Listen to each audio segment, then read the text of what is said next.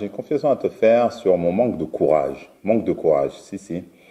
Euh, je sais que, voilà, on peut avoir de grandes envies, de grands projets, on peut prendre de grandes décisions, mais manquer de courage tout de suite pour assumer ce choix. Je sais comment ça peut être difficile. Et moi, j'ai manqué de courage, j'ai même fait preuve de lâcheté à un moment donné.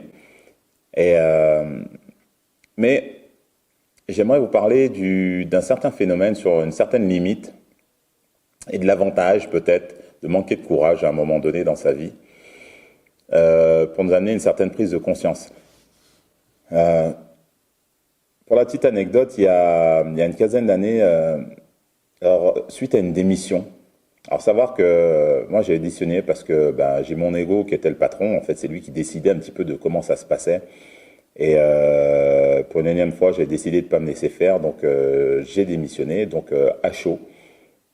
Je ne sais pas si c'était une très très bonne idée à l'instant T, parce que c'était un très bon travail, j'aimais bien ce travail, mais voilà, mon ego n'a pas vraiment aimé de la manière dont on m'avait parlé. J'ai démissionné, ça a généré des conséquences, donc plus de salaire, plus de moyens, et puis j'ai pas trouvé de travail tout de suite. Bon, bref, l'histoire est que très rapidement, j'ai une cousine qui me propose de l'aide, et ensuite elle me propose d'assister à un séminaire à Londres d'Anthony Robbins. Alors figurez-vous, je vais vous dire une chose, c'est qu'à ce moment-là, je n'aimais pas du tout le développement personnel. Je trouvais que c'était sectaire et que voilà, c'est le truc de gourou, des gens qui maîtrisaient pas leur cerveau. Et puis comme j'étais toujours dans le contrôle, je n'adhérais pas. Et je trouvais toujours des raisons pour ne pas aller dans ce genre d'événement, puisqu'on m'avait déjà proposé une année ou 2 années auparavant à participer. Donc, et puis à ce moment-là, la seule chose qui me venait en tête, c'est d'avoir de très bonnes objections, de bonnes excuses pour ne pas y aller, pour dire merci, c'est gentil, mais je peux pas y aller.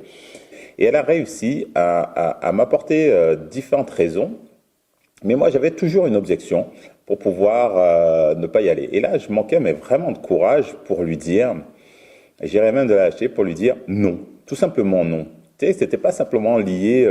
Moi, je lui donnais des excuses comme je n'ai pas d'argent, j'ai plus de travail, il faut payer billet d'avion pour aller à Londres, il faut payer une chambre d'hôtel. Alors effectivement, je n'avais pas beaucoup d'argent puisque j'avais démissionné. Par contre, je je voulais pas payer tout ça. En plus, un événement, je trouvais que ça coûtait cher un événement. Enfin bon, j'avais plein de croyances comme ça qui me bloquaient. Et vient le moment où je suis en rupture d'objection. Au moment où je suis en rupture d'objection, d'excuses, de raisons valables pour ne pas y aller, eh ben, étant reconnaissant de ce qu'elle faisait pour moi, n'avais pas le courage de dire ce non franc. D'accord? Et n'ayant pas ce courage-là, je me suis mis à dire, je veux voir ce que je peux faire. Elle m'a dit, ok, je te rappelle. Et en fait, lorsqu'elle a rappelé, j'étais toujours pas prêt, mais j'avais toujours pas plus d'objections et elle me proposa en plus de me permettre de rentrer dans cet événement, donc de pas payer les 800 et quelques euros, en tout cas d'avoir une facilité pour pouvoir profiter de cet événement. Et j'ai eu la possibilité d'être en colocation avec quelqu'un dans une chambre d'hôtel. J'ai eu plein de facilités. Je devais payer mon billet d'avion et ma chambre d'hôtel et une partie de l'événement. Mais ce qui était dur pour moi, c'est qu'il me restait des petites économies et je voulais pas les dépenser pour ça, puisque je n'aimais pas ça. Et n'ayant plus d'objections, ayant épuisé mon stock d'objections, j'ai dit oui. J'ai fini par dire oui. Alors que à ce moment-là, je suis dépité. J'ai dit oui, je fais, mais dans quelle merde je me suis foutu? Pourquoi j'ai fait ça? Et là, je vais devoir dépenser tous les sous qui me restent. Et je ne sais pas si je suis enthousiaste à aller là-bas. Je ne sais pas ce que je vais faire. Mais il y a une chose qu'elle m'avait dit juste avant et que je me suis répété comme question, c'est que qu'est-ce que j'ai à perdre? Au point où t'en es, la situation dans laquelle tu es, qu'est-ce que tu as à perdre? Je n'ai rien à perdre. Mais ça m'intéresse pas. Et puis j'ai peur quelque part d'entendre des choses que j'ai pas envie d'entendre. J'en sais rien, tu vois. J'ai peur qu'on prenne le pouvoir sur ma vie. Bref, je décide d'y aller. Et si je me retrouve en face de vous aujourd'hui, pour ceux qui me suivent, vous savez que ma vie a a été, enfin, elle n'est pas terminée, mais en tout cas, mon parcours depuis ce moment-là a vraiment changé. J'ai vécu des choses extraordinaires. Je me suis formé. J'ai été coach sportif pendant une quinzaine d'années dans les milieux plus. J'ai je suis formé en neurosciences, je suis coach en transformation de vie, je fais pas mal de choses et je vis surtout, je vis le métier que je vis, ma vie a plein de sens.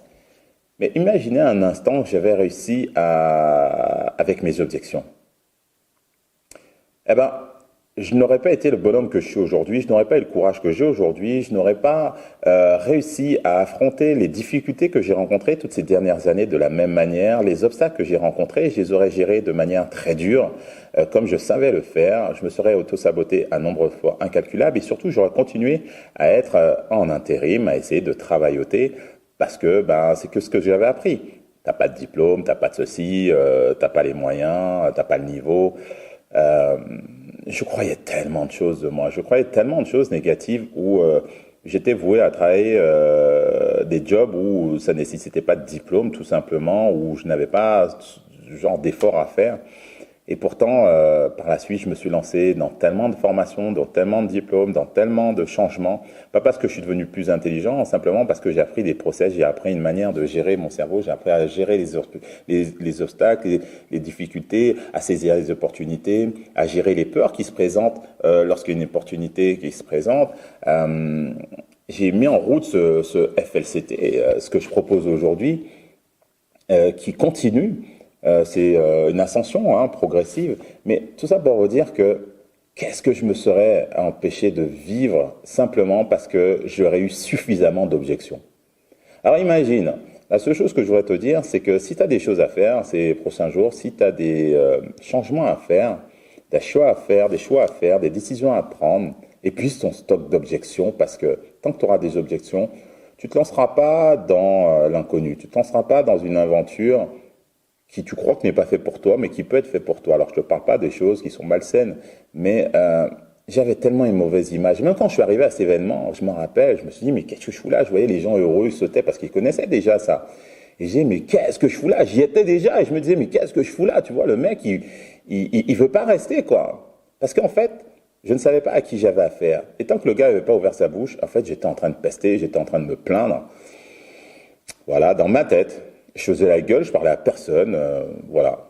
Et par contre, la claque, quoi. La claque juste après, la claque. Et aujourd'hui, mon métier est de faire de manière à ce que d'autres personnes puissent avoir accès à ce que moi j'ai eu accès. À d'autres personnes qui sont aujourd'hui parfois manque de courage, mais qui ont beaucoup d'objections, beaucoup de raisons valables pour rester dans la situation de vie, rester dans une situation de couple. Parce que moi, j'ai pris des décisions de couple, j'ai pris des décisions professionnelles, j'ai pris des décisions vis-à-vis de mes enfants, j'ai pris des décisions de... voilà, j'ai tellement de choses à vous raconter. Mais aujourd'hui, c'est juste pour vous dire que comment te calibrer pour enfin faire sens, pour enfin que ta vie ait un sens, pour que ton pourquoi tu te lèves le matin, les fois où tu n'as pas la motivation, fait que tu arrives à poser une petite action quand même. Tu continues à aller dans cette même direction qui change, qui te transforme et qui te permet de manquer de rien. Manquer de quelque chose, c'est pas du matériel, une maison, ce genre de choses, c'est manquer de rien émotionnellement parlant. Moi, je suis heureux. Je suis heureux de ce que je vis, mais si je ne partage pas, ça n'a pas de sens. Parce que tout s'est passé là à ce moment-là. Alors, pourtant, c'est le seul moment de ma vie où j'ai lutté pour ne pas, tu vois. Et pourtant, c'est ce qui a transformé ma vie. Je ne sais pas comment ce message sera perçu pour vous, mais c'est juste pour vous dire, aujourd'hui, si vous vous trouvez dans une impasse, vous avez ce labyrinthe dans votre tête, vous avez des doutes, vous ne savez pas trop si vous devez ou pas, épuisez votre stock d'objections. D'accord? Et essaye de voir les choses différemment. Et du coup, tu vas peut-être dire, mais au fond, j'ai quoi à perdre et quoi à gagner? Offre-toi la chance de dire, en fait, c'est pas fait pour moi. Parce que moi, j'étais prêt à dire, ok, c'est bon, je suis venu dans ton truc et puis ça sert à rien. Eh ben non. Parfois, la chose qui va changer ta vie, elle se présentera pas comme tu veux, elle se présentera pas comme on le sait, hein, avec le papier cadeau que tu souhaites. Mais Dieu sait comme ça a été le plus beau cadeau de ma vie. Je remercie en tout cas cette cousine qui a insisté, qui a su trouver les mots pour m'inciter à venir, pour me permettre de venir, pour me permettre de vivre ce moment. L'année d'après, je me suis réoffert un deuxième événement pour développer mon business. Parce qu'après, j'ai utilisé une deuxième fois comme ça. Je n'ai cessé de progresser et je ne peux imaginer si vous aussi vous vous lancez dans cette transformation, tout ce qui peut venir, que vous ne savez pas qui va venir, parce que je ne savais pas. Tu peux pas savoir. Fais-le, c'est tout. C'est pas tu fais quelque chose de fou, c'est que tu te mets en mouvement et tu vas dans la direction. Essaye, vois. Peut-être tu vas dépenser le reste de ta tirelire. Fais-le. Le nombre de fois où j'ai passé des caps, c'est à chaque fois où j'ai tout vidé les comptes. Chaque fois que j'ai fait quelque chose de... derrière, j'ai fait un bond incroyable. Ça a toujours été à la limite. J'ai jamais eu les moyens de faire les formations que j'ai faites. J'ai jamais eu les moyens à ce moment-là, mais j'ai quand même réussi à trouver des solutions puisque j'ai vraiment calibré mon mindset pour être un chercheur de solutions. On devient un chercheur de solutions en étant entouré, en étant accompagné. En tout cas, je te dis une seule chose, fais-le, c'est tout. Mets en route la machine et tu vas avoir des surprises. Mais tu sais pas quoi. Tu ne peux pas savoir quoi. Ok? Allez, let's go. Ciao.